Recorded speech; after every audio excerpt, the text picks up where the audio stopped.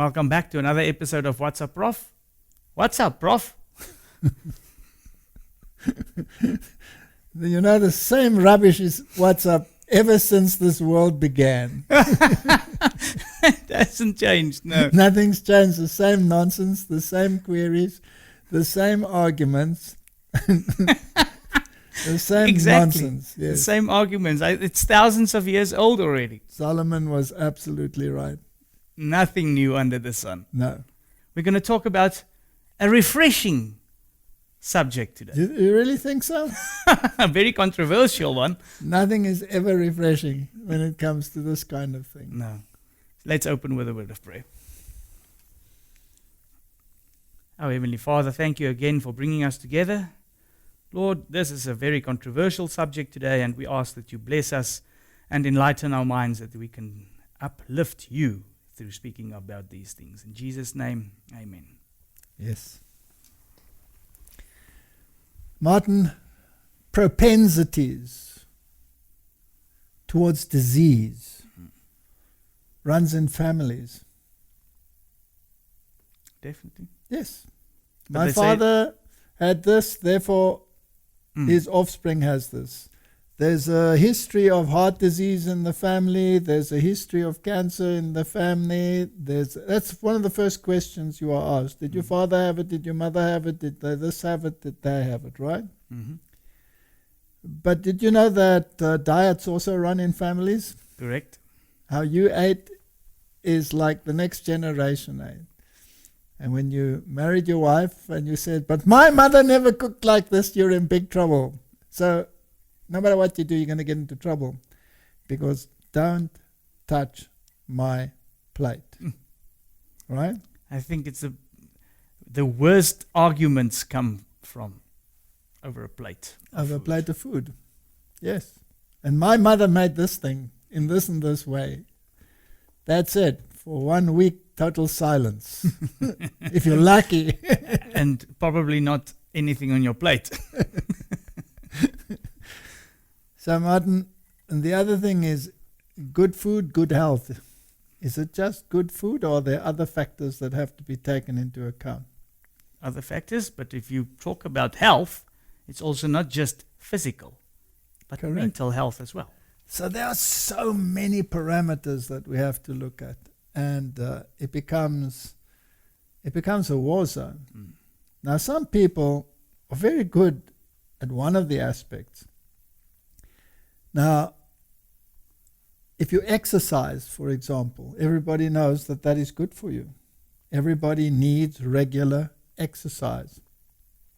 That is why people, even with poor nutrition, can have longevity Yes. if they are active. Let's say they're working on a farm and they're busy and they're doing that. But if they have a sedative lifestyle, then life becomes problematic. Correct. So some people become almost fanatical in terms of fitness, but there are other things which they will then leave by the wayside, right? Some people want to build muscle, and they will violate their health in order to gain the muscle. And they think that they are strong, and therefore this is just fine. So it's not just a question of good food, but, you know, I can survive with bad food for a while. I cannot survive without air for more than a couple of minutes. Correct. Then I'm dead, right? Yes. So I need good air. Mm-hmm. I need good food. I need regular exercise. Yes. I need water. Water. I need to cleanse out my system. And I always used to say, you know, you don't wash your socks in orange juice. Yeah. Although orange juice is very good, Yes. but your system has to extract the water and use that and get the nutrients out of that. So your system sometimes wants a good flush, Yes. a good clean out. And unfortunately, it also has to be good water. It has to be good water. Now, we could have a whole discussion just on water. Because water is not water, is not water, is not water. there are different kinds of water. Now, some people believe, if you purify the water, then that's fine. Now you're drinking nice, clean water. But water has a crystalline structure because the various bonds in the water molecule ensure a particular arrangement of the molecules. And in actual fact, a drop of water is almost like one molecule. Yeah. Because they're all interconnected with the positive to the negative charges, the oxygen against the hydrogen, and it gives a particular structure. And that also affects the surface tension of the water. Now, as soon as you add minerals into the mix, it changes the structure. If you add impurities into the mix, it changes the structure. So one of the water sources that have excellent qualities is artesian well water. Now, how does that work? It comes deep out of the ground, right? Yeah. And it's an amazing system. I'm always stunned when I see how God arranged all of these things.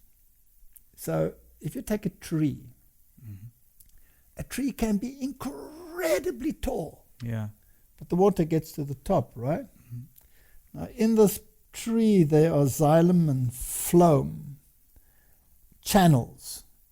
And the water moves up them. They consist of cellulose.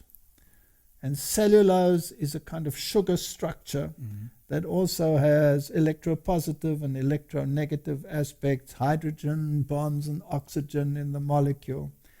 Now, when that water is absorbed by the roots of the tree, then the water moves up the tree by hydrogen bonding. So this channel that consists of the cellulose, these sugar molecules, the water, the oxygen will link to the hydrogen, then to the hydrogen, to the oxygen, the hydrogen. And the next molecule of water will be attached to that one, and so they're going up in tandem. Okay. And they can go up incredible heights. And the tree transpires up there and gets rid of its water, right? And it takes up all of this, takes it up. So that's how the water moves up. Now the same happens in a mountain range. You have all your rocks, and then you have quartz crystals in the rocks. And sometimes there are layers of quartz crystals, and sometimes there are vertical uplifted areas that go deep, hundreds of meters down into the rocks. And any subterranean water that finds these channels, because of the crystalline structure, does the same thing as in a tree. Goes up like this, linking. And any impurity like a heavy metal or something cannot go along with it. Stays behind.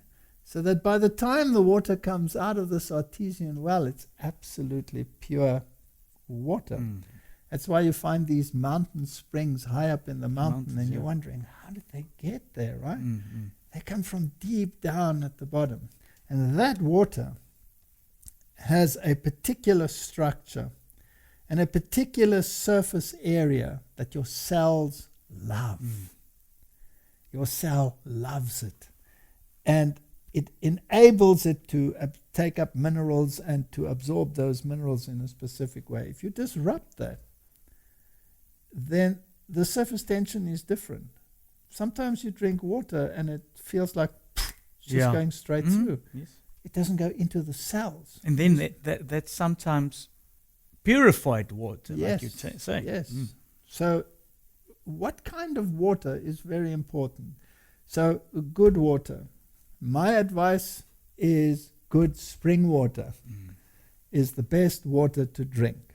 That's my opinion from all the reading that I've done on the matter. If I may ask, if you read the label on the spring water, what will be anything negative on there that you should look for? Well, they often give the quantities of minerals or substances in there. It shouldn't be high in sodium, etc., etc. If it says spring water and it tastes sweetish to the taste, then it's probably a good water. Yeah. Prepared water is not good water. Well, it's not in the same class as artesian well water. Basically, what I'm saying, Martin, is the way God designed it is always the best. Correct. And that's a principle. The way God designed it is always the best. If you want to go to a mountain stream and you're looking there and you see tadpoles swimming in the water, that's good water. You can drink it. If it's sterile, there's nothing there, then be concerned. Correct. All right? People are inclined the other way. Oh, there's a frog in the water. I'm not going to drink this water. The frog is in the water because it's good water. Right? So the way God designed it, that's a principle. Now, if you come out of the world, nothing is ever like God designed it. It's as man manipulated it. Yes. That would be the best, right? So what is good food? How do you achieve good health? You need exercise. Correct. You need good food. You need good water. Mm-hmm. You need sunlight. Yes. Sunlight. Sunlight resets your program, your computer program. Sunlight not only produces vitamin D by the radiation impact on the skin, but it also resets your hypothalamus, your master control endocrine gland just below the base of the brain. Yeah. And then you have your pineal gland, which lines up and with the amount of light that comes in, light and darkness, etc., sets your melatonin levels, which are incredibly important for a good immune response. Exactly. So what do you want? To put it very simply, good food, good water, exercise, regular exercise, and also strength exercise.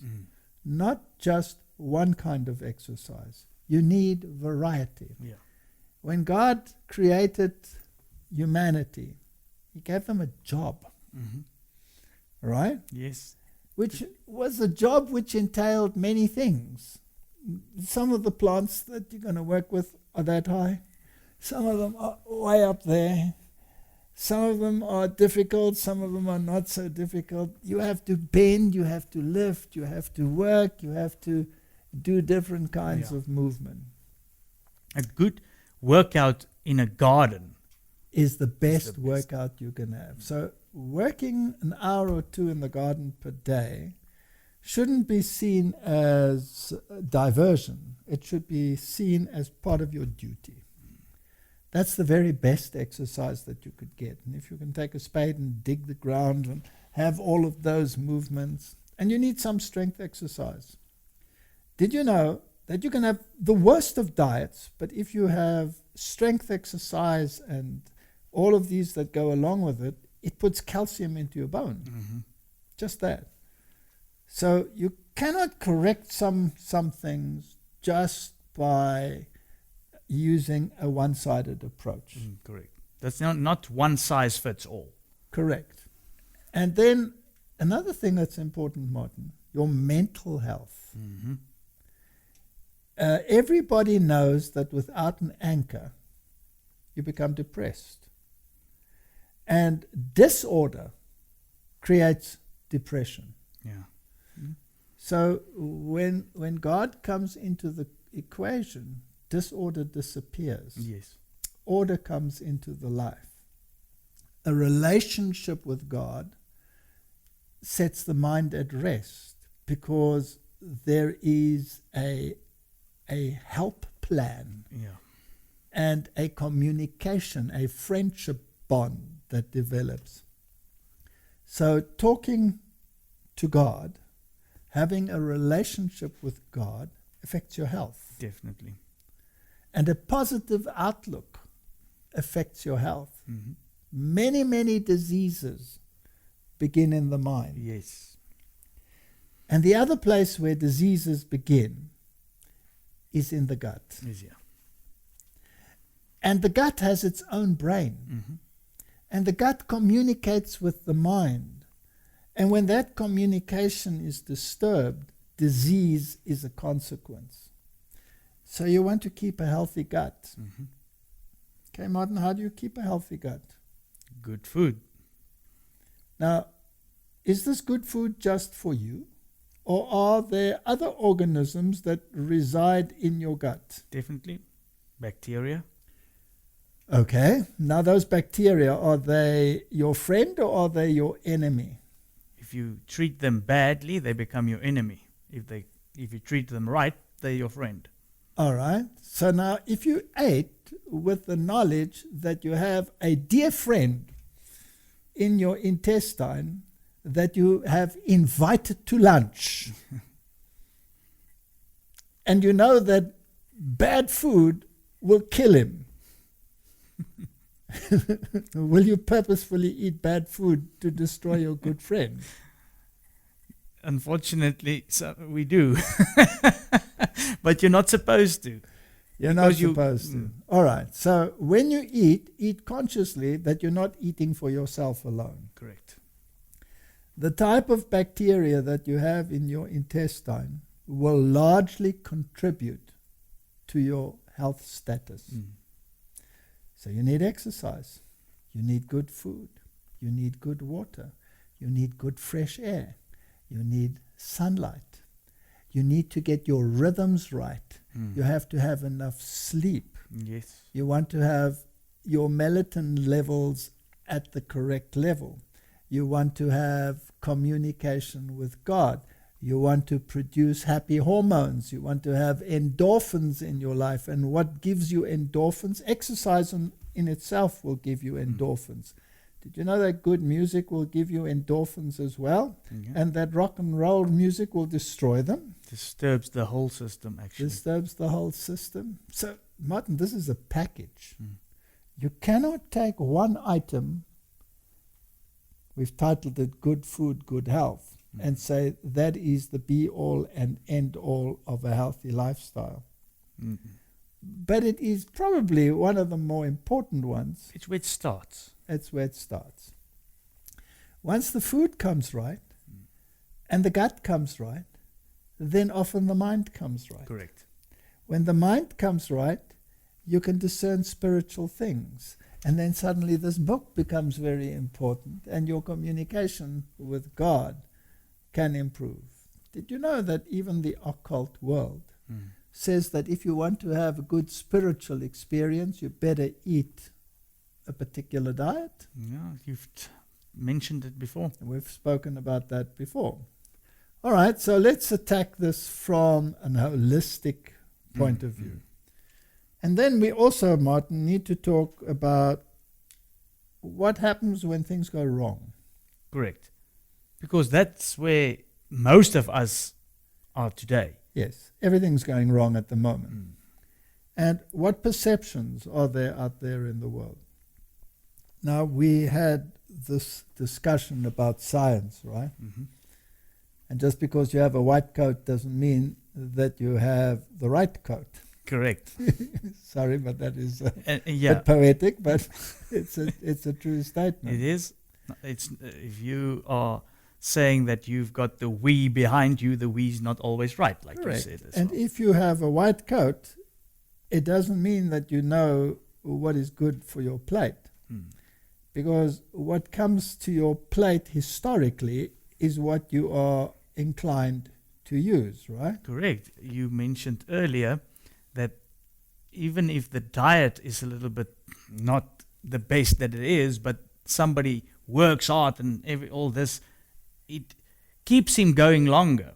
I've got an example, for instance, if you take farmers. Yes. Most farmers, well, the older generation farmers, work hard, and that's why whenever you want to mention something about food, they'll always tell you, but my grandfather, there are many 80 or 89 or 90 years old, and that's when you're talking about diet. Correct. But unfortunately, You can't just mention look at the diet there. You have to look at his lifestyle. So let's look at all of these things and see whether we can make some sense out of it. Now, a few years ago, there was a man who decided that he was going to eat only one particular kind of food that was dished up by a franchise. Yeah.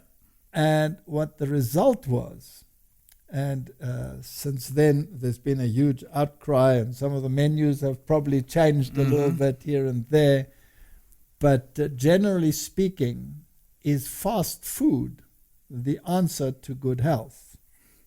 Definitely not, but... All right, and we spoke about disease and obesity and all of these issues. And that directly affects your immune response, your health status, and if there's a pandemic, those most at risk will be those that are overweight, that have high blood pressure, and that are compromised in many, many areas. Correct. Right? So let's just look at a little video from that ancient time and see what transpired. Your blood tests are excellent. Okay, you're starting off with a total cholesterol of 168, which is less than 200, and it's really superb. Your blood level's fine, your iron level is good as well. You have no evidence of diabetes, your fasting blood sugar is very low.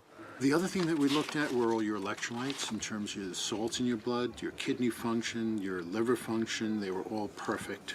Your triglycerides, which is your building blocks of fat, basically from what you acquire from eating fat, is 43, which is low, which is good. I think the worst case scenario is that you increase your triglycerides and your cholesterol level, and if you have any heart disease in the family or any underlying heart disease, you're putting your heart at risk. I expect to see an increase in your triglycerides because that can be affected. You're at 87 now, and I think that will change. And I think that's the only thing that will change. Out of everything? Out of everything. I mean, there might be some minor variations, but the body is extremely adaptable.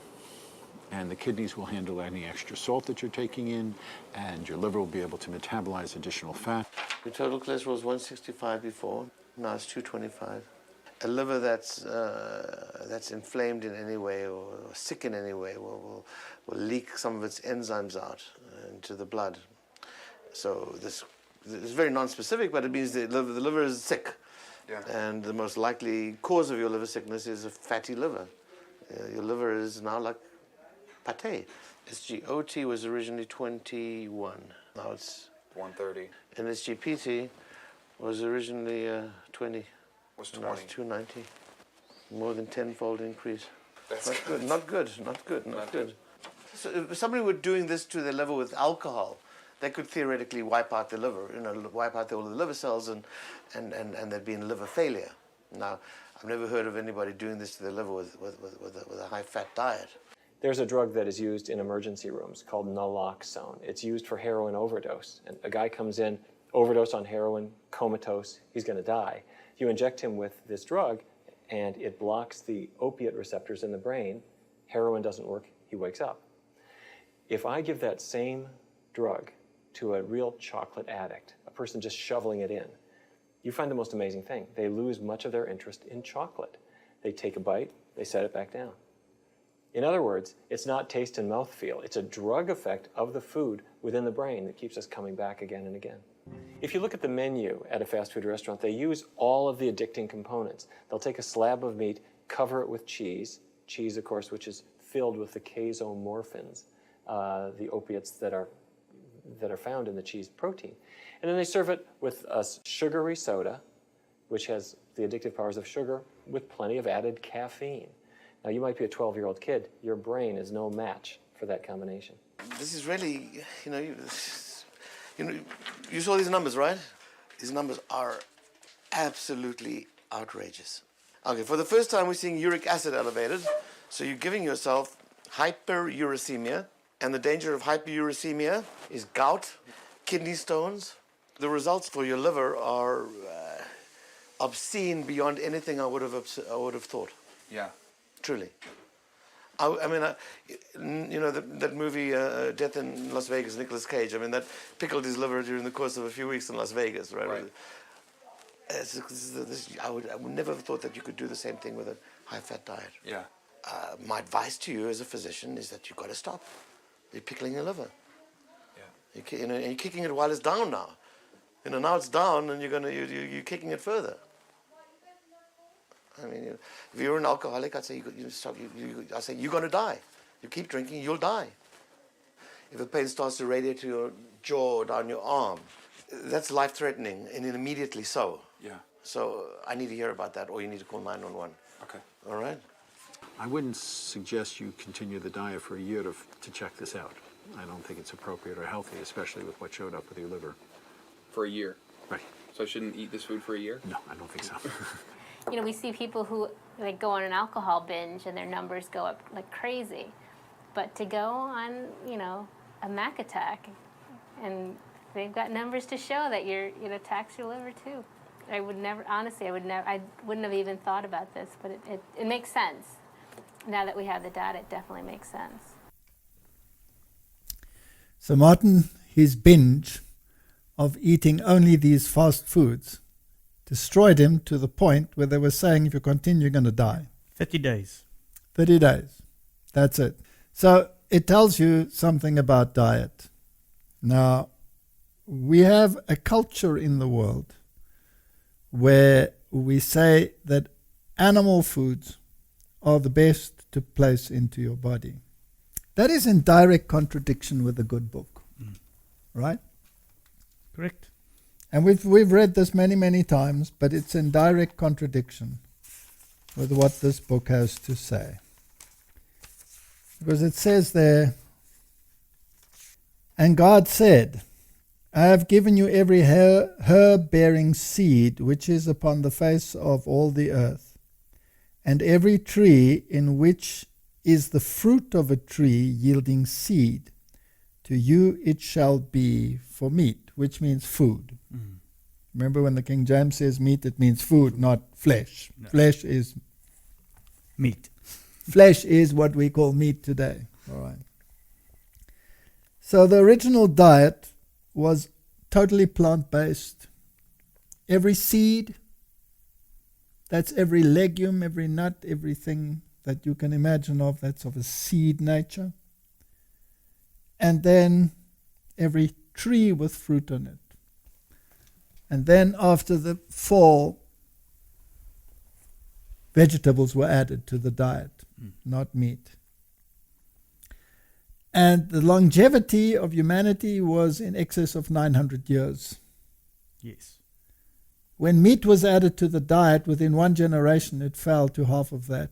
And in the next generation to half of that again, until we are eventually where we are now, 70, and if by reason of strength it should be 80, you can count yourself lucky, right? Mm-hmm.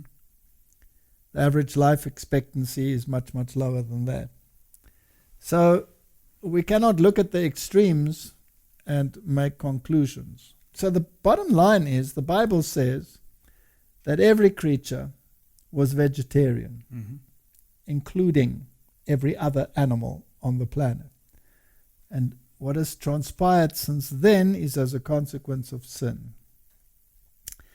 When Jesus was asked many times about why did Moses permit this, etc., etc., etc., he would say it was not so in the beginning. Yeah. So it's important to have a look at what was it like in the beginning. Mm-hmm. And that was the ideal. Correct. Now, if you apply that health principle today, then we know that if you have a vegetarian diet, and particularly if you have a vegan diet, that is a balanced diet. Now, that is important. And it's important because, just to make it clear, it's a plant-based whole food diet. Correct. Plant-based whole food. Today, the word vegan is not really what it's supposed to mean, because today it has all kinds of emotional things added to it, like animal cruelty acts, etc., etc. And we're talking about a plant-based diet. Yes, the healthful. Now, as we all know, because we've discussed it many times, I myself was a carnivore. And I was not very healthy. Can I just ask, didn't you have a record somewhere about a burger eating contest?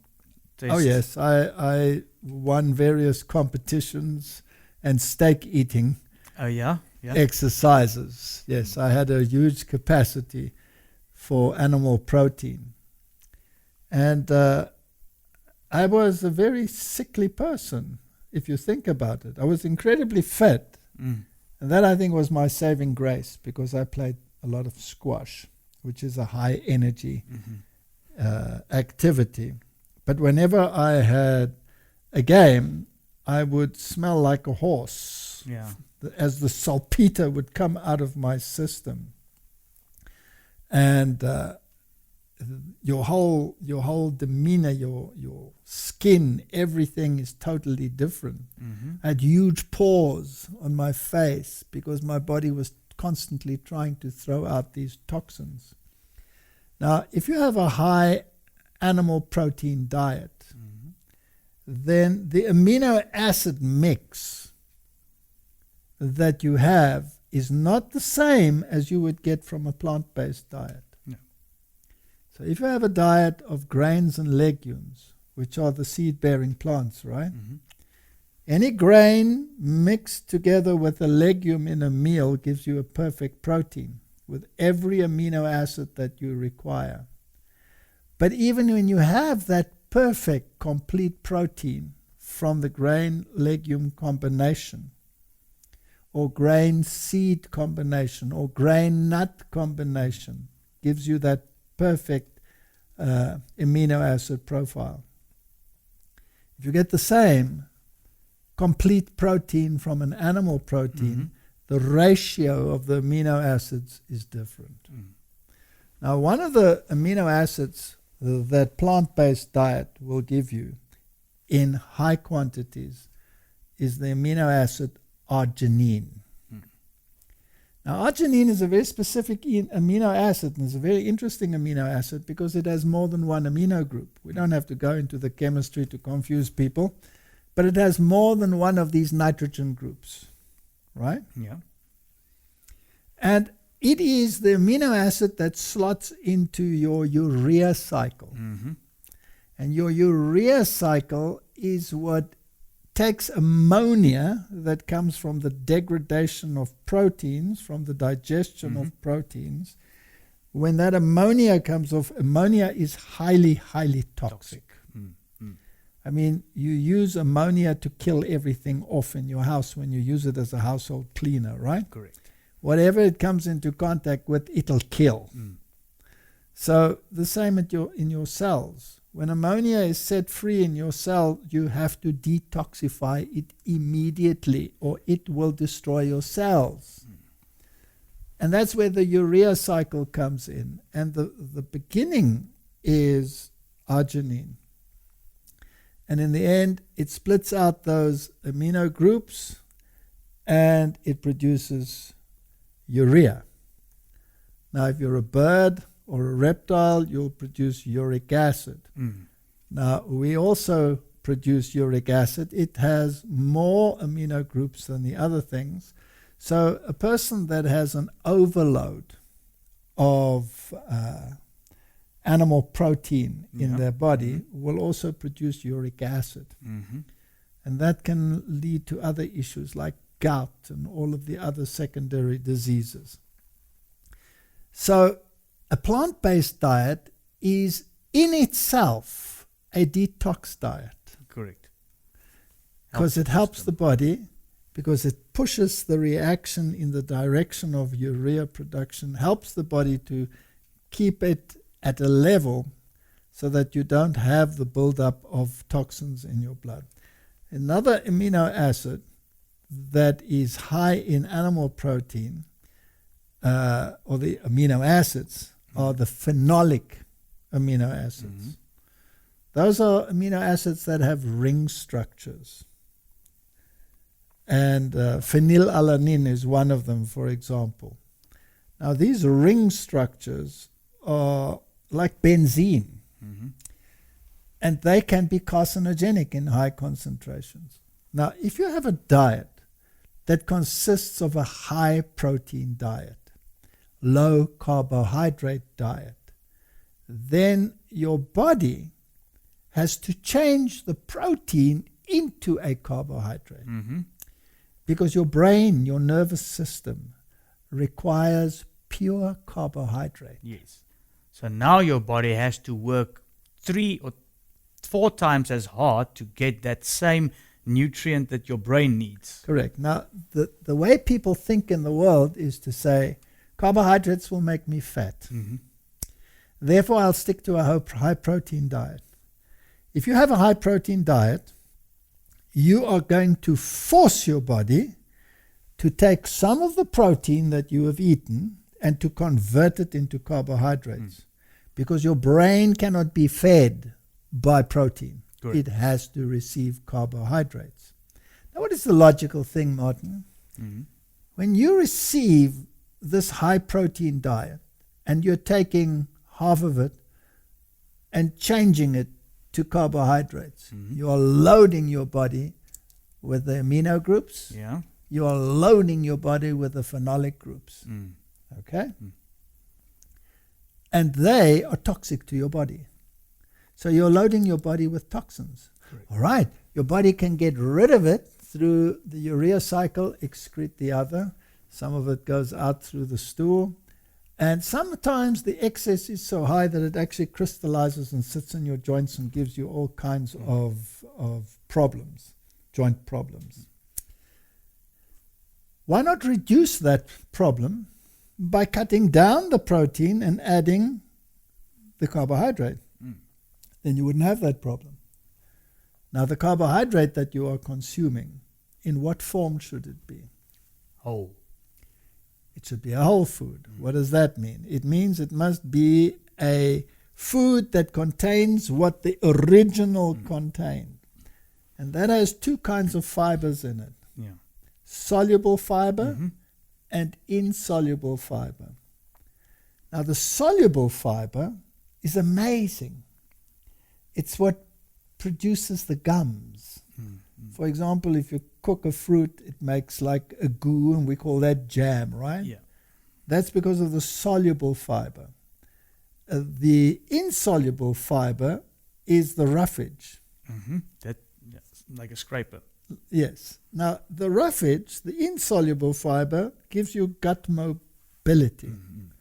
So as you have the peristalsis going down your gut, it moves along easily. It also absorbs water, so it keeps the moisture content of your gut perfect, and you have good mobility of food through the intestine. So generally speaking, if you eat every day, you should actually get rid of the waste every day as well. If there is a lag, and some people only go every second day, some people only go once a week to the little room with the flushing mechanism. What goes in should also go out readily, because that's part of your detoxifying system. For that, you need complex carbohydrates. Yeah. Does that system work if you only have an animal protein diet? No. It can't work. It will in somewhere in your intestines, you're going to start you're going to producing have problems. You're going to have compaction. And a person who has a high animal protein diet will receive that intestinal compaction. That will create the need for tremendous pressure to get rid of whatever's in the intestine. I call it the eye bulging experience. Okay. If you go blood red when you're sitting on your private throne, as you try to force out whatever is the obstacle in there, then there's something terribly wrong. It should be just gone, Yeah. right? That's how it should be. I just want to come back to the fiber that you were talking about and just restate the importance that it has to be whole, complete It has to be. carbohydrate. Because whenever it's processed, that the whole system is not going to work like you've just mentioned. Whole food doesn't necessarily mean that you're not allowed to process it, Okay. but it must have everything that was in there originally. Exactly. Nothing must be taken Now, out. Industry has so changed humanity's diet because industry requires mass production. Yes. Now, in the old days, you used to go to the miller, and the name Miller is still very common in the world. Mr. Miller, how are you today, right? Or in German, Herr Müller. Why? Because there was a miller, Yeah. and he had a stone mill, and he used to put the grain in, and the stones used to rub it and grind it, and it used to come out, and everything that was in the original was in the final packet, right? People like refined food, so they put it through a sieve, and they get rid of the roughage, Yeah. which is a major problem. Now, I'm not one that says you have to have a long face when you eat. It's fine if that is an occasional treat that you are having. But if that is your lifestyle, you have a problem.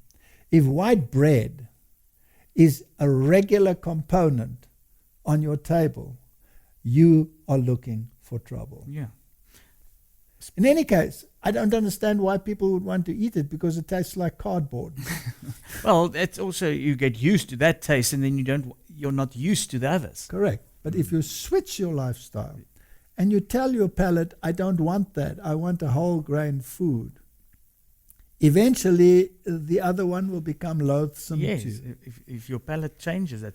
Just on this bread, there are people that are gluten intolerant. Yes. But that's also a cause of humanity interfering in the original design. Correct. There are many ideas about why people become gluten intolerant.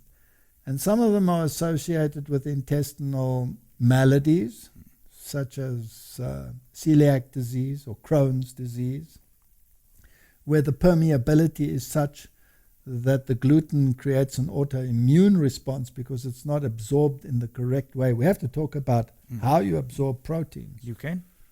but we'll come to that in a moment. And there are many reasons as to why people can have problems like that. Some say it's because of genetically modifying the food. It's very difficult to trace from cause to effect. There are interesting graphs in the world where some people have adverse reactions to vaccinations. And the correlations between certain kinds of vaccination and celiac disease, for example, are very, very strong.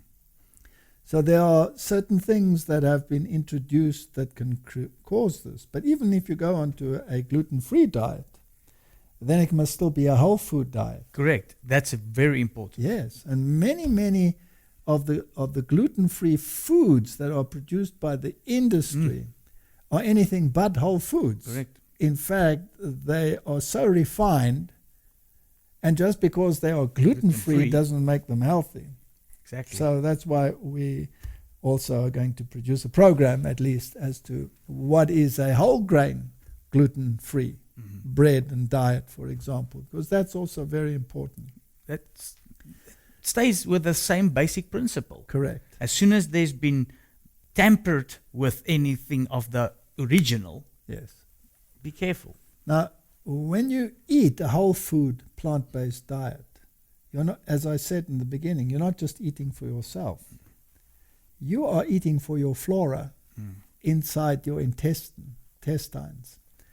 Now, certain of the foods in the plants that we eat, we actually cannot digest. Correct. Some of the oligosaccharides, that is the complex carbohydrates. We have no problem with glucose, absorbing that. We have no problem with starches. We can digest them. The enzyme amylase will break them down and make the sugars available. We have no problem with that. But some of the oligosaccharides we cannot digest. So in a potato, for example, you have mainly starch. But you also have some of these strange oligosaccharides. Now, some of the gut bacteria, particularly those in the colon, love those. Yeah. They're there for the It's their food. So in other words, if you think in terms of creation, you can say, well, God packed certain things in there that you don't steal the food that they need. Right? You have a high animal protein diet with this high acid load. Then those bacteria actually start dying. And you get a totally different flora. So you will start getting a flora that has to deal with the amino groups. Right? And they produce ammonia. correct. And this ammonia is an environment in which only certain bacteria, which actually will lead to carcinogenesis on the long run. Therefore, a high-fat, high animal protein diet is highly correlated with intestinal cancer. Yeah. So all of these things are very important. Now, it's always interesting to me it was fascinating to me to determine how protein digestion actually works. When you eat a plant or an animal product, and it contains a protein, all the amino acids are in that protein. Some proteins are hard to digest, and some are easier to digest. Now, in your stomach, you have an enzyme called pepsin. And pepsin takes a protein and chops it up into chunks. Yeah. So it breaks it up into polypeptides, right? Little chunks. And the more animal protein there is, the longer it takes to digest. Okay? So if you're having a diet that contains, let's say, a plant-based food, carrot, a potato, fruit, or whatever, and you put an animal protein in it as well, like meat or casein from cheese, your body will determine how long that food has to stay in the stomach. We spoke about that before, satiety. Yes. Now, Do I feel full? Yes. Now, your body will digest, it's like a washing machine, doing its thing, adding the product that will break down the proteins and the foods. Then it sends through a sample, through the duodenum. And there are receptors in that part of the duodenum that tell you how far has the protein digestion run its course. And if it's not very adequate, it closes up the stomach. Okay, stays in. So you're going through another washing machine cycle. Then it sends through a sample, and if you've had cheese in your diet, for example, it will say, stay there, stay there, stay there, stay there, stay there, for hours on end. In the meantime, the stuff that is in there in a warm, gooey environment starts fermenting. Because they don't get digested in the stomach. Correct. So here you have this major problem. So when you're eating a carbohydrate, the first digestion starts in your mouth because you have the enzyme amylase there. But when it gets to the stomach, it's an acid environment. And the more animal protein there is in that stomach, the more acid it has to be for the enzyme to work optimally. So any animal product that goes into your stomach increases the acidity. Now your immune system loves to run on a slightly alkaline system. Yes, alkaline. Alkaline. It doesn't like an acid system.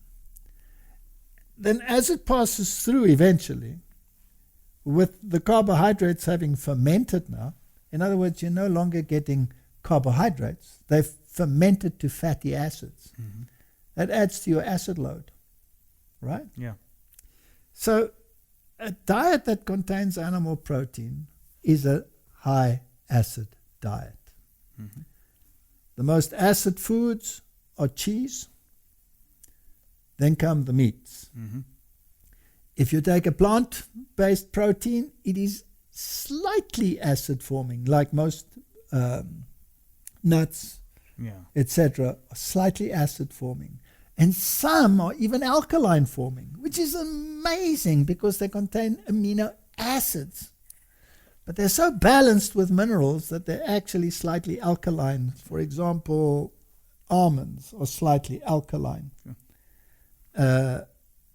Most grains are only slightly acid, but some grains are actually alkaline, like millet is an alkaline grain.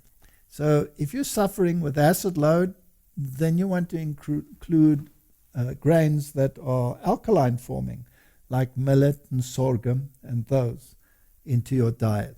So if you're going to have a diet that is alkaline forming, and it'll be automatically alkaline forming if it is a plant-based diet. Yeah. Fruit, even the most acid fruits like lemon, alkaline forming. Yeah. And your body loves it, and your bacteria are jumping for joy. So if you have these healthy bacteria in your stomach, then that already sends a signal to your brain, everything is honky-dory. And this communication between the brain in your intestines and your master brain is very, very important. Now the protein breaks up into chunks in your stomach. It goes through the duodenum, and another enzyme is added, which is trypsin. And that'll break the big chunks into smaller chunks. Then it passes, there's no free amino acid at this stage, right? No. Then it passes down your intestine, and as it goes lower and lower, the intestinal wall has particular cells that produce enzymes. And these are called ectopeptidases. And they start cutting off the amino acids. So the free amino acids only occur very low down in your intestine. And there they are absorbed by the hepatoportal vascular system, which takes it out and takes it to your liver. In your liver repacks the proteins into dipeptides, putting the amino acids at least, linking them together into chains of 2 or 3 or 4 tripeptides, etc., etc., and they go into your bloodstream. And then as your cell absorbs these, it'll split them off as they need them and require them as building blocks, enzyme production, whatever your cell needs. Now, the amount of protein you need is very, very small. 0.75 grams per kilogram. Yeah. So a man of your stature would need, I would guess, about 60 grams of protein per day. Yeah. I would need perhaps 70, 75 grams of protein a day. The average female between 55 and 65 grams of protein per day. And the consumption by the general population, especially in my country, here South Africa, is 3, 4, 5, 6 times that high. Yes. Okay? Now, the protein you do not store in your body. So whatever excess protein you are eating over and above that 0.75 grams per kilogram, and if you're a growing child, 1 gram per kilogram. Okay? Yeah. So if a child weighs 20 kilograms, it needs 20 grams of protein. Very little, right? Correct. And if it is a balanced protein, then all the better. So now, because your body doesn't store this protein, whatever is in excess, it has to convert to either carbohydrates or fats. Or fats, yeah. Now, those two you can store. The fats you store as glycogen. You can store it in your liver. You can store it in your muscles as an energy reserve. Anything in excess of that is stored in the fat. But because you are detoxifying or trying to detoxify this massive load of all these phenol groups and anything else that comes in the animal product, most of those things are fat soluble. Yeah. So the fat that you produce actually also dissolves many of those toxins just to separate them from your bloodstream. So the fat that is in your body, if you are on a high animal protein diet with its concomitant load of other undesirable elements, you get a lot of hormones involved in that. You get, it comes with a package. Can you imagine the terror of the animals that are being slaughtered? What the cortisol levels are, and the adrenaline, all of that comes with your meal, right? Correct, because it's in the meat. Okay. All right. Now, many of the other chemicals that are in those products get dissolved in your fat, and they're stored there. Then one day you get sick, Martin, and you're not feeling well. You might be nauseous. You're not eating right. What does your body use then to keep you going? It goes into that fat. Exactly. Especially if you have a fever, you're actually burning a lot of this fat, right? And those toxins are released. So your toxic load, when you are burning that fat, is heightened. Yeah. That knocks your immune system for a 6. So how do you keep a good immune system? Plant-based diet. That's it. A whole food, Yes. plant-based diet. That's how you keep a good immune system. So animal proteins, we tested them in the laboratory. We did literally hundreds of experiments using any animal model that you can think of, where we tested the immune response and the overall health status of an animal, its cholesterol levels, its amino acid profiles, its immune components, its bone composition, the whole lot. When we tested a plant-based protein diet with an animal protein-based diet, the results were absolutely staggering. On every single level. Cholesterol, for example. You get 2 kinds of cholesterol. High density and low density. And the one is associated with cardiovascular disease, the other one not. And the ratio of HDL, which is the high, and the low density one, which is the LDL, is very important. And the plant-based diet, the ratios were always perfect, no matter whether you tested a carnivore or whether you tested a herbivore. But the ratio was always bad when it was an animal protein. And also the immune parameters that we tested. So it was absolutely astounding that you got these consistent results. So your diet, very important. Let's talk a little bit about what to eat and how to eat. Correct. So Martin, just one of the graphs that will illustrate what animal protein will do just in terms of any cancer that you want to measure. In this case, it was lymph gland cancer. Then it is per capita animal protein consumption. Per country, Japan has a very low protein consumption relative to their general diet. They're not like the Westerner that'll have a huge steak. They will have little slivers or something, but generally a low consumption. And then the Western countries like Canada, Denmark, USA. The USA is normally always on the top of the hit parade because they have the worst diet on the planet, generally speaking. Then you can see there's a very strong correlation of this kind of cancer associated with animal protein consumption. The higher it is, the higher the rate of cancer. If you look at dietary fat and breast cancer, for example, and the high fat diet is always associated with a high animal protein diet. Yeah, yeah. Like cheese, for example, any dairy product is very high in fat, and animal proteins are very high in fat. And there's these new diets that are specifically high-fat diets. Exactly. To go on to. So if you look at the Eastern nations like Japan, Thailand, etc., they have a very low breast cancer rate. And again, the USA, Canada, and the Western countries, they have the highest rate of these kinds of cancer. There's no doubt that there's a very strong correlation between what goes into your mouth and what happens in your body.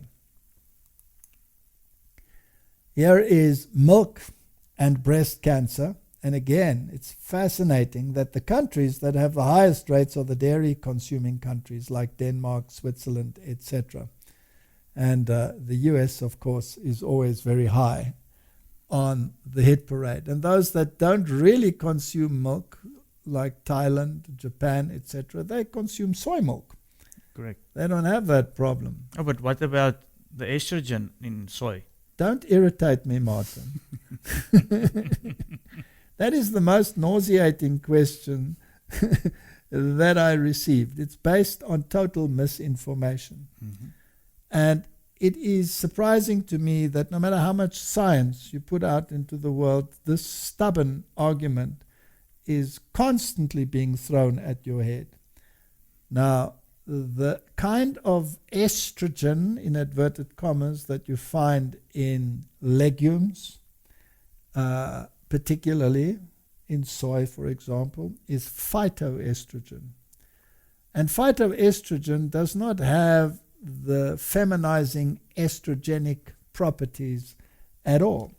There are different binding sites, without going into detail, for estrogen. And everything in your endocrine system works on, not everything, but a lot of it works on a push-pull mechanism. So you have enhancing and you have depressing endocrine systems. Your prostaglandins work like that on a very large scale. And there's a whole host of them. So some of them elevate an issue, some of them depress an issue. And that's how you keep equilibrium. And everything is about equilibrium. Mm-hmm. So you want to have anabolism and you want to have catabolism. You want to activate and you want to deactivate. You don't want to build when you are digesting, then you want to assimilate. And once you've assimilated, then you want to use. Yes, so yes. everything has to be organized like this. Now, the same with these phytoestrogens. There are alpha binding sites and there are beta binding sites. And some of them will elevate activities and some of them will depress activities. Now, the phytoestrogens bind to the binding sites and compete with natural estrogen, and therefore prevent many of the problems associated with estrogen. For example, cancer, breast cancer, can be decreased by this. And it doesn't compete with the binding sites that have the feminizing effect. Correct. So they don't have a feminizing effect. I've always said if you go to the East Bloc countries, they don't walk around with bras. The men now I'm speaking. Yeah. It is a fallacy and it's based on misinformation. So the phytoestrogens that you find in soy are exactly the same phytoestrogens that you will find in flaxseed, for example. And the same person that says to you, you should take lots of flaxseed because it's healthy for your intestine, doesn't know that he's also in the same breath telling you to take phytoestrogens. Yeah. The one that is in there is synestrogen, and it's the same that is in soy. But because soy competes with the dairy industry, therefore it has to be targeted. It is absolute stupidity or ignorance that makes people speak that way. In fact, the phytoestrogens protect you against diseases. And they have nothing to do with your masculinity or your virility. If you want to find out which is the most populous country in the world, Yeah. and which is one that is well known for its virility, Yeah. then it is particularly those nations that have high consumption of these very things. Exactly. There was a popular study that was done, it was called Game Changers, remember? Yeah. And they tested the testosterone and the virility, let's put it this way, of their masculine subjects. And the ones that had the plant-based diets, were they at the bottom of the scale or were they at the top of the scale? No, they're at the top. They were at the top. So these people that have these huge bulks and use anabolic steroids to get there, they are dwarfing their masculinity and shouting at those that are perfectly fine and doing well because they use phytoestrogens. I think the world is upside down. The devil is the master of reversal. Definitely.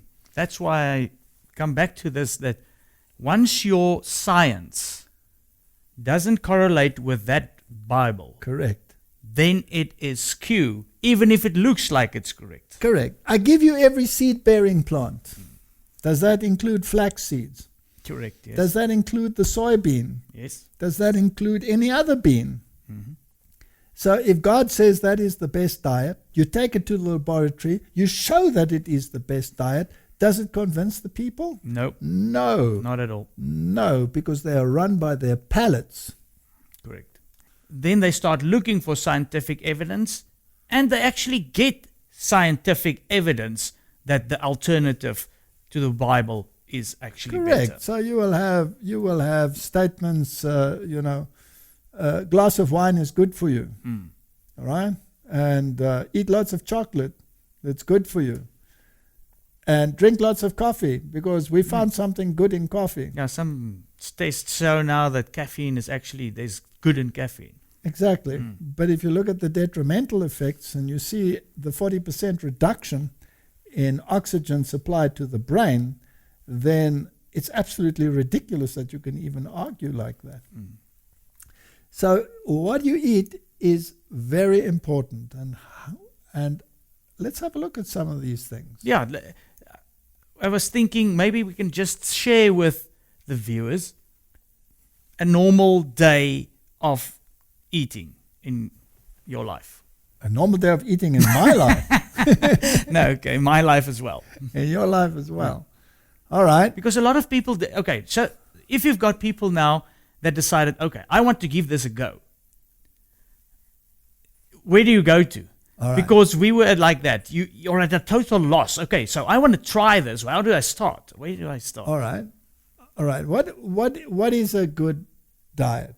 We've read it in the Bible, and I've proved it in the labs, Oh, definitely. and many people have proved it as well.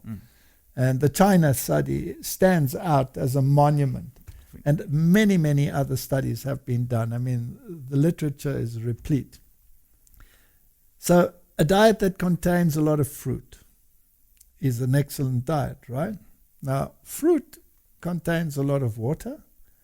Fruit contains carbohydrates largely, contains very low quantities of protein, so this cannot necessarily constitute all of your diet, No, although some people have gotten by with, I eat only fruit. correct. You can. Yeah. But generally speaking, it doesn't say eat only fruit. I give you every seed-bearing plant. So a breakfast of grains and fruits would be an excellent Yes, so breakfast. we often start off with a bowl of mixed fruit.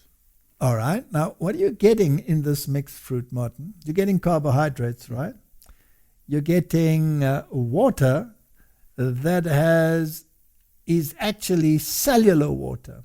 So it is the exact composition that your cell craves. Yeah. All right. So that's the first point. It has all the minerals. It is rich in minerals and vitamins. It's rich in vitamin C.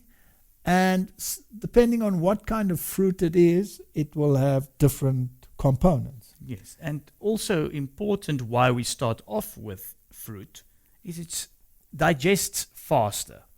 Correct. Now, when you eat fruit and grains together, their digestion time is relatively short, which means it passes out of your stomach and becomes available to you as energy. So if you have a breakfast of animal protein, that energy is only available to you about 6 hours later.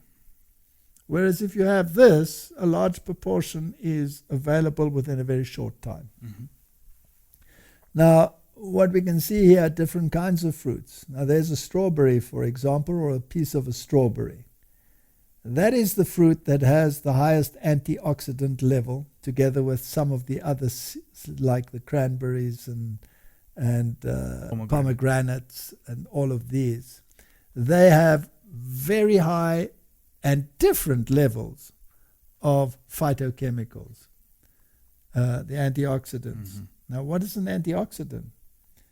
It is something that mops up free radicals in your body, and free radicals are carcinogenic. So basically what you're eating here is a food that fires up your immune system, helps your body to get rid of the free radicals and the dangerous elements that are produced constantly because you are metabolizing, and helps your body to clean them out. Yes.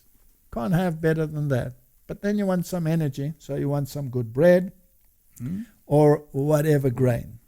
Now, 3 grains will give you a complete protein. All right, Martin, I see you put a picture in here of mixed seeds. Now, all of these seeds contain different components. Like we've said already, if you look at flaxseed, for example, you have all the omega fats that you need there in the diet. And, you know, people always say you need fish for your omega. No. Because when you eat fish, you get eicosapentaenoic acid. Whereas if you eat seeds, then you get linoleic and linolenic acid. And that is the basis of your enzyme cascade. So you can produce any of those fatty acids out of those 2 base acids that you find in the seeds. Whereas if you're getting fish, you're getting eicosapentaenoic acid, which is something that can change the clotting parameters in your blood. And you have to be very careful whether you actually want to do that. So if you start with a seed, you can produce the one that is in fish to the quantities that your body requires. Whereas if you eat it in the form of the fish, you have no control over the quantity. And so your body has to constantly correct whatever the problem is. So in any case, this is one of the best things. And I see, Martin, in your bowl here, you have pumpkin seeds, which again are rich in phytochemicals that are a deterrent to prostate cancer, for example, and prostate health. So if you grind this all up, either in your mouth or in a machine. We grind the seeds and we throw it over our fruit. But everybody can do it in the way that they like. That's just the way that I can get the seeds. It's not as dry or anything, and you get quite used to it to get it into. Yeah, some people put it into their porridge. And here I see you have a bowl with different grains in them. So run us through this breakfast of yours. Well, the thing is, like you said earlier, it has to be 3 grains. Yes. And they are... Well, it doesn't have to be. You see, Martin, your amino acid pool in your blood stays there for at least 18 hours. Yeah. So let's say you only had 1 grain for breakfast. Let's say oats. You might have a shortage of some things. If later on in the day you're eating bread, you're adding the second one. Yes. And that pool stays there. So you don't have to eat it all at the same time. Of course, if you eat it at the same time, fine. But that it helps you with your staying power. Yes. With your stamina. Otherwise, you're going to be hungry. Correct. A little bit. If your body has a shortage of one element, it develops a craving. Correct. And people that have a craving for sweet things are actually satisfying the craving with the wrong thing. Yeah. the body might be craving something totally different. But if you have a whole food diet, and here you have 3 grains, which are the grains that are using here? Yeah, that is millet and oats. And if I remember correctly, that's ground wheat. All right, so you have one here of millet, which is an alkaline grain, excellent. And it is a complete protein by itself. It's one of the few grains that actually has a complete protein. So it's also important that you realize that you should buy dehusked millet, right? So you buy it from a health food store or a supplier that supplies it for human consumption, because you're not a bird. And a bird deshells it and throws out the little shells, but you would have a veritable chewing experience. So let them do that process for you. All right, so you put 3 grains together, you create a 3-grain porridge, and that should have plenty of sustaining power. And just for interest's sake, we prepare it in different ways. Sometimes we actually, because a lot of people don't have time, so you can put this in a slow cooker for a few hours overnight, and the next morning you got enough of this meal for 3 days. Now, it's also very interesting, Martin, that grains contain other components which are enzyme suppressants. Now, did God make a mistake when he put enzyme suppressants in there? No, because the seed has to be kept dormant. And only when it is activated is that suppressant eliminated. And cooking also eliminates it. So some of the components like the phytic acids, etc., by putting it in a slow cooker, you're actually getting rid of the enzyme suppressants, the natural enzyme suppressants. Yes. And sprouting does the same thing. So sprouts are excellent food because they have been energized and the suppressants are all gone. That makes it easier to digest. Much easier. And also you have the phytochemicals and the vitamins being activated inside it. Here you have a avo and sauerkraut bread, Martin. Do you like that kind of thing? Yeah, this is like pudding for breakfast. Now, sauerkraut, of course, is a fermented food, right? And as a fermented food, if it is in the natural state, not heated and everything killed, then this is like a probiotic. Correct. That helps. That's being a friend to a friend. That's helping your friends, sending them some friends to play with, right? And keeping the mix perfect. You could also using coconut milk or using soy milk. Or using cashew nut milk or a seed milk. You could make your own yogurt. Yeah. So you could actually just purchase a probiotic pill and put it in there and keep it at a temperature which is almost body temperature, let's say, and it'll make its own yogurt and it will not be dairy based. That would be similar to fermented foods. And avocado, of course, is very rich in monounsaturated fats. And it also adds the omega fats that you need. And it's very high in folic acid. So that is an energy food. And instead of butter, use avocado if you can. Correct. Who says butter must be yellow? Why can't it be green? Exactly. And when we started eating like this, you learn all sorts of spreads that you can make with all these legumes, and you don't have to have hummus, a boring. You can make all kinds of interesting things. All right. Well, I must just add now, this is a complete breakfast the way I eat it at this stage. So it's starting off with fruit, 3-grain porridge, and then ending off with this. So it sounds like a lot of food. Now, how do you run on that? You run on that for a long time? You can run on that to about 2 or 3 o'clock in the afternoon. Exactly. Now, Martin, if you take that slice of bread, and if I look at that slice of bread over there, then I would imagine that looks like a whole grain sourdough bread. Is that correct? Correct. Okay. started off with your bread recipe. Yes. That's also on the videos. And then afterward, a while, we got a nice sourdough plant. Who gave you that sourdough plant? A very good friend. I heard it's priceless. You can't buy it. So. No, you can't. You can't. We must actually do a little video on Yes. good sourdough bread. And once you start getting into that, then it's a totally new experience again. And once again, you mentioned that sourdough is also making that friends of you very happy. Yes, because remember, it's not supposed to be sour. Bread is supposed to be light and sweet. So this is just your raising agent. Yeah. But the way in which you raise this kind of bread changes the moisture aspect. It becomes intercellular rather than extracellular water.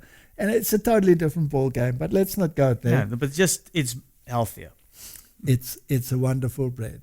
And then let's move to something for lunch. So you have a salad here, Martin, and it contains the leafy green things. Now, the leafy green things, whether they are in the form of a salad or whether they are in the form of a vegetable like cabbage or broccoli or anything that's dark green, that's your calcium source. Yeah.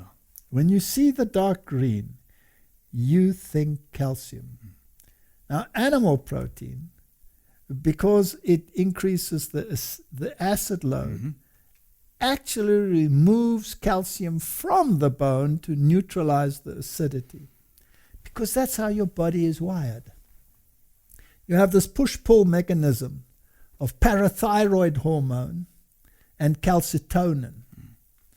And the one increases the level of calcium in the bone and the other one releases it from the bone. So as soon as your body goes into an acid load, you produce parathyroid hormone, you release the calcium from the bone. Whereas leafy greens, that calcium, because it comes with an alkaline package, is automatically deposited in the bone. So if you want to have good, healthy bones, you better eat grains, legumes, and green things. Now, if you take the African diet is grains, legumes, and leafy greens, particularly things like marroch, which is like a kind of spinach, right? That they love to eat. And their calcium intake in some of the countries, like Gambia, for example, is only around 400 milligrams per day. Whereas in the United States, it's 3-4 times that quantity. But in the United States, the women have osteoporosis, and in Africa, they have none. None. Yeah. Because all of that extra that they supposedly get from their animal products, from their dairy, is actually not taken up into the bone, but because of the acid load, contributes to release from the bone.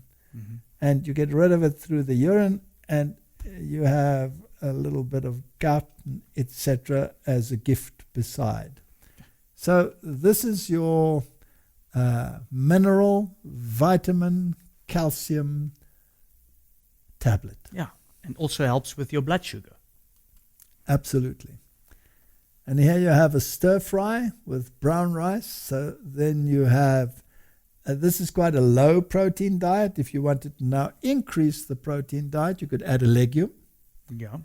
Or you could add a product of a legume, such as tofu, for example. Or you can add some nuts. Or some nuts or something. Now, some people will say, Martin, I've heard many people say that tofu is so bland.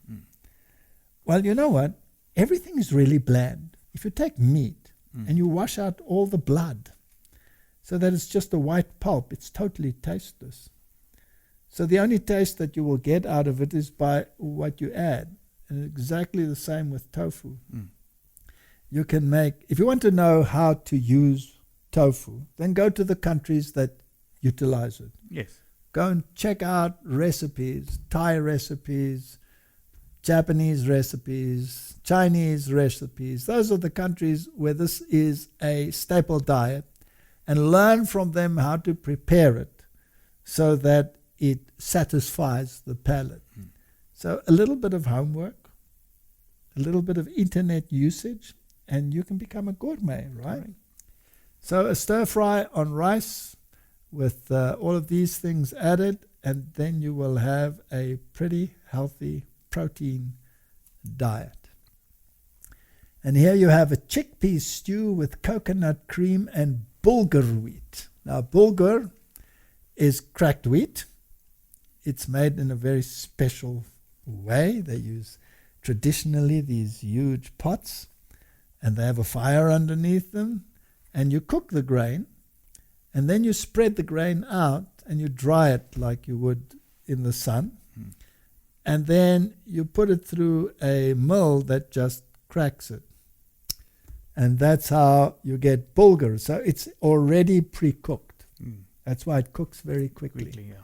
So that's one of the nice things. So a nice chickpea stew with coconut cream. Well, Martin, there you have a saturated fat in the mix, coconut cream. Let's talk a little bit about that. Correct. Please. Because people will say, Ooh. that's a saturated fat, that's bad for you. Because that's what the mantra is. Yep. And saturated fat is bad for you if it is an animal fat. Because animal fat consists of stearic acid. But coconut cream, the fat, is also saturated, but it consists of palmitic acid. Then the other thing is animal fat has 0 antioxidant in it. Whereas coconut cream has high levels of antioxidant, vitamin E in it. So this kind of fat, palmitic acid, is so readily metabolized by the human body. Yeah. In other words, that is a fat basically designed for human consumption. Correct. And any grain will have a component of saturated fats, palmitic acid largely. Then it will have the polyunsaturated fats and the monounsaturated fats. And it's interesting as you go down the line, if you take an animal fat like butter, which is stearic acid, no antioxidant, when you heat that oil, it immediately forms free radicals, oxidation. When you heat coconut oil, because of the high antioxidant level in it, it doesn't form the free radicals. So which one's better for you? Definitely coconut oil. It's not even- Absolutely. Just want to mention also that some people will have the problem, probably what we had, is you at work.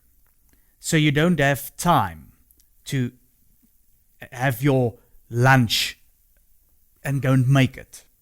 So when we changed over from a big meal in the evening to putting it in the afternoon, we continued cooking the same meal that we would have eaten in the evening and just eat it for lunch the next day. Yes. Because that's one of the big switches you have to make. Big breakfast, smaller lunch, and if necessary, smallest Yes. dinner. And it's always better not to eat a big meal late at night. No. It's the same old argument. Animalism, catabolism. The one is building up, the other one is breaking down. When you go and you sleep, you want to go into a rest phase. You don't want to force your body to work. So if your stomach is empty when you go to bed, then you're not forced to digest and spend energy on that, and you can get a much better rest phase. So try not to eat a heavy meal for supper. If you have to eat something light like a fruit. We must remember nothing is a law of Medes and Persians here. If you've had a hard working day and you feel that you need something, then have something, but try not to eat it late at night. Yeah, and try not to make that a norm. Try not to make that a norm. All right, so there you have a wheat, you have chickpea, so you have a legume. By the way, the chickpea is also one of the legumes that is a complete protein. So the wheat-chickpea combination is an excellent protein. So even if you make hummus from the chickpea and you spread it on the bread as a spread, then you have a legume-wheat combination, legume-grain combination, complete protein. So this idea that plant proteins are inferior is a misnomer. Correct. Martin, then you want to satisfy your sweet palate, and I see you've put carob and nut clusters here.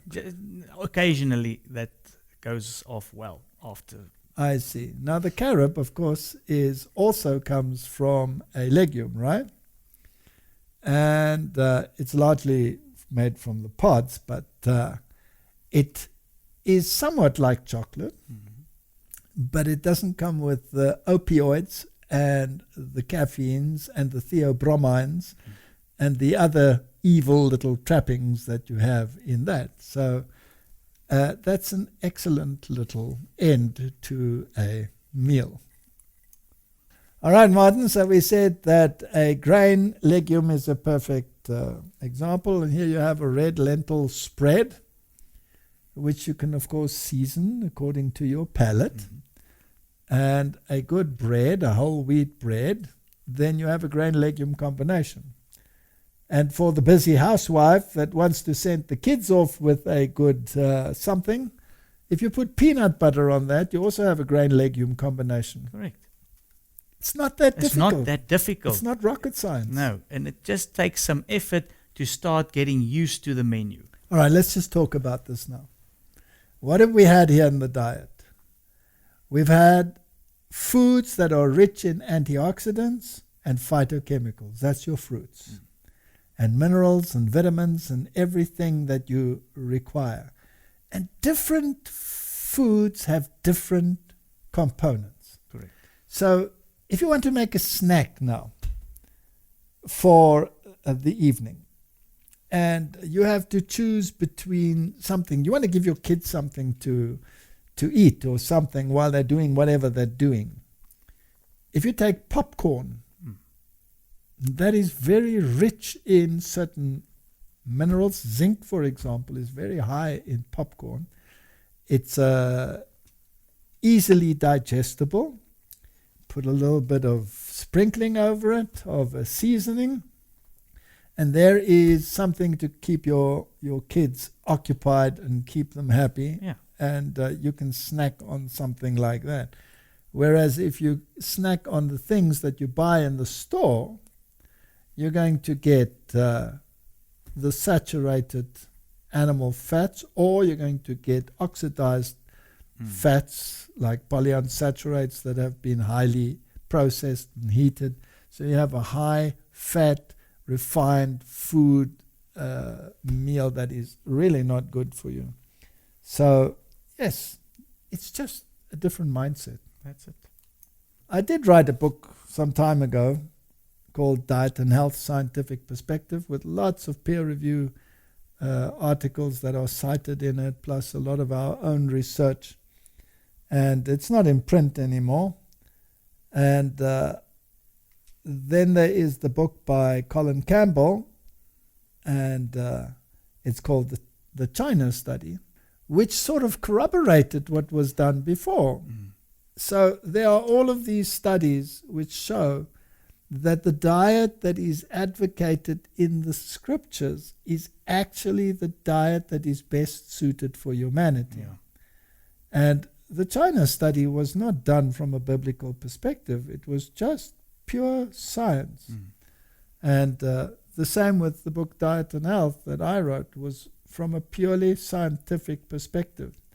But the scientific perspective happens to be in absolute harmony with the scriptures. Definitely. It has to be. And like, we're going to repeat it. If your science is contrary to the Bible, I'm sorry, it's false science. Correct.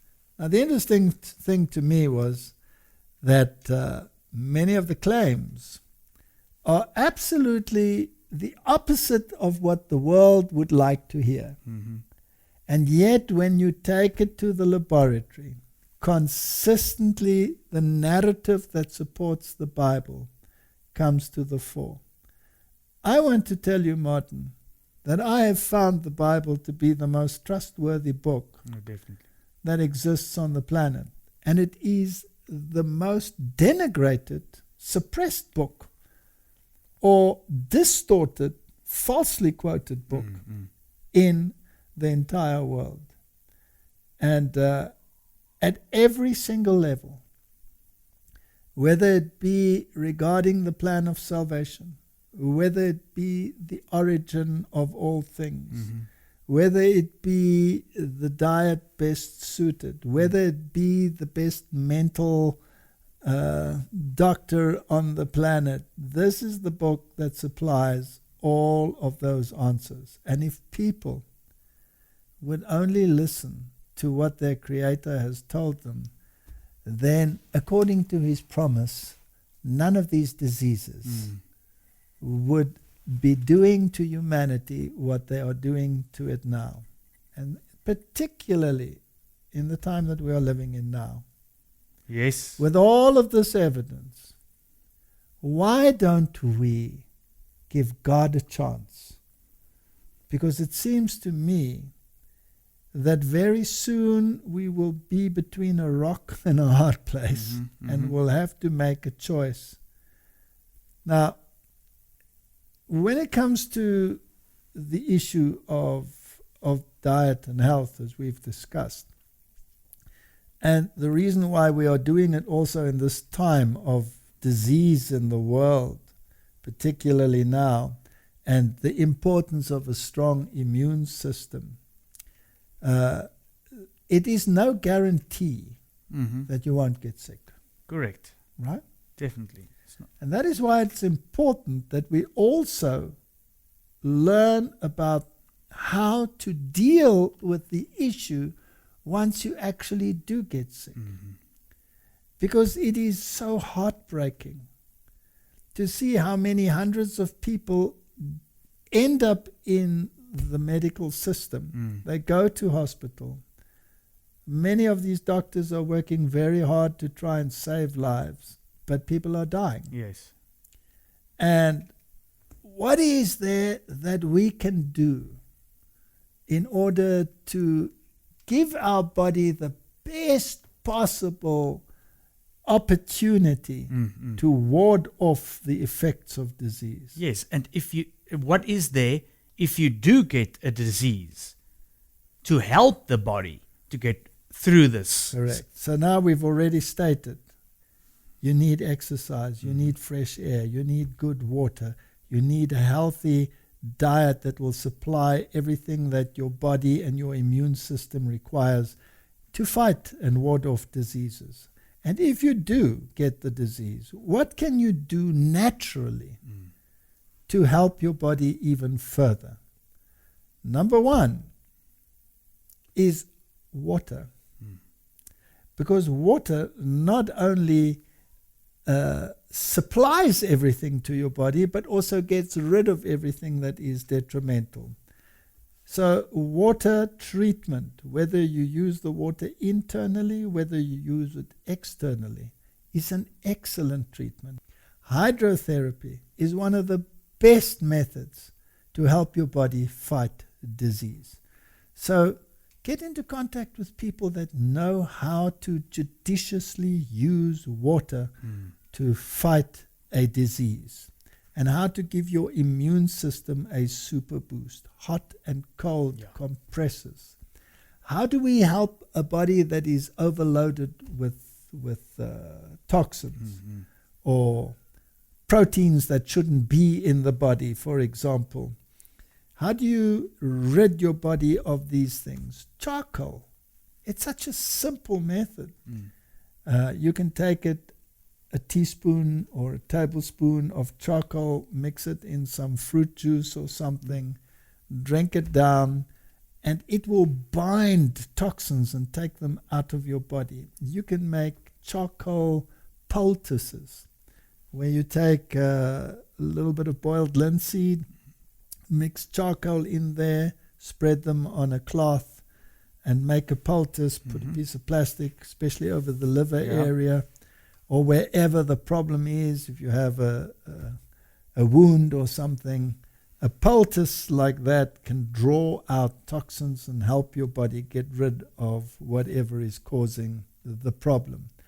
There are all of these things that we can do to help the body overcome disease. Lifestyle is only one component Yeah. of dealing with the crisis.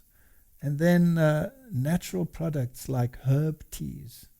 Find out what herb tea does what. I mean, there's so much information on the internet. Correct. We cannot possibly provide the information in a series like this. No, we can't. And you've made quite an extensive amount of lectures on this. So I'll put all those links in. Yes. But another thing that I want to add is just put the things that you want to, you research to the test.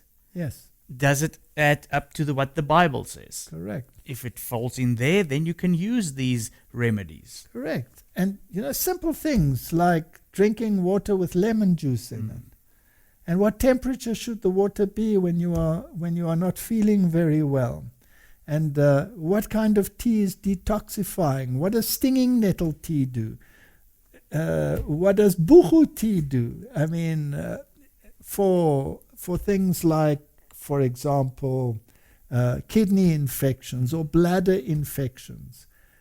I mean, we do not necessarily, in the time that we are heading towards, have access to medication at every single turn. But you can ward off bladder infections with herbal teas, and it's amazing how well the body responds to these kinds of things. So we should become little medical missionaries in this world, and help people find the natural remedies for the maladies that are coming our way. Thank you very much. And just lastly, the books, Counsels on Diet and Food, Ministry of Healing, excellent books to get a good basis as to what is out there and what God expects from us. Let's pray. Thank you. Heavenly Father, you have given us all the means to have healthy bodies. And yes, Lord, we know that life is not fair and some people have a worse deal than others. But within the circumstances that are available to us, you have given us options. And I pray that you will help us to choose the right ones. In Jesus' name, amen. Amen.